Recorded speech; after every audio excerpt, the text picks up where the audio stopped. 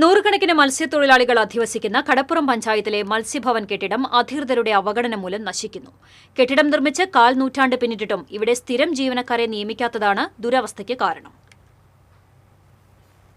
2001 കടപ്പുറം പഞ്ചായത്തും ഫിഷറീസ് വകുപ്പും സംയുക്തമായാണ് ലക്ഷങ്ങൾ ചെലവഴിച്ച് മത്സ്യഭവൻ കെട്ടിടം നിർമ്മിച്ചത്. എന്നാൽ 1/4 നൂറ്റാണ്ട് കാലമായിട്ടും ഇവിടെ ഒരു ഉദ്യോഗസ്ഥനെ പോലും നിയമിക്കാൻ അധികൃതർ തയ്യാറായിട്ടില്ല. മത്സ്യത്തൊഴിലാളികളും അനുബന്ധ തൊഴിലാളികളും തിങ്ങിപ്പാർക്കുന്ന പ്രദേശമാണ് കടപ്പുറം പഞ്ചായത്ത്.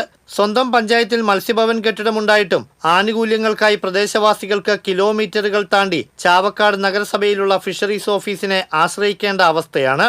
ഉപയോഗശൂന്യമായി കിടക്കുന്നതിനാൽ കെട്ടിടവും പരിസരവും പൂർണ്ണമായും കാട് കയറിയ നിലയിലാണ്. കെട്ടിടത്തിന് അടിയന്തരമായി അറ്റകുറ്റപ്പണികൾ നടത്തി ഉപയോഗപ്രദമാക്കണമെന്നും മത്സ്യഭവനിൽ സ്ഥിരം ജീവനക്കാരെ നിയമിക്കാൻ സംസ്ഥാന സർക്കാരും ഫിഷറീസ് വകുപ്പും അടിയന്തരമായി ഇടപെടണമെന്നും മത്സ്യത്തൊഴിലാളി സംസ്ഥാന general secretary C Mushtaq Ali ആവശ്യപ്പെട്ടു. TCV ചാവക്കാട്.